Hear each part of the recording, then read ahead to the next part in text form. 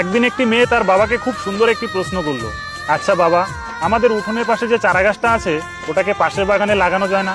তখন বাবা বলল, না মা, ওটা প্রায় 4 বছরের পুরনো গাছ, নতুন মাটিতে নিজেকে মানিয়ে নিতে পারবে না। তখন মেয়েটি অশ্রুসিক্ত কণ্ঠে বাবাকে বলল, আচ্ছা বাবা, তোমার আঙিনাতেও তো একটি চারা গাছ এখন প্রায় 22 বছরের পুরনো হয়ে গেছে, সে কি করে নতুন জায়গায় নিজেকে মানিয়ে নিয়ে বাঁচবে? তখন বাবা কিছুক্ষণ চুপ থেকে মেয়েকে জবাব দিল, এই শক্তি পৃথিবীতে একমাত্র মেয়েদেরই আছে, তাই তো তারা কল্প বৃক্ষের সমান, যে নিজেকে নতুন জায়গায় মানিয়ে নিয়ে সারা জীবন অন্যের জন্য বাঁচে। Heads of girls.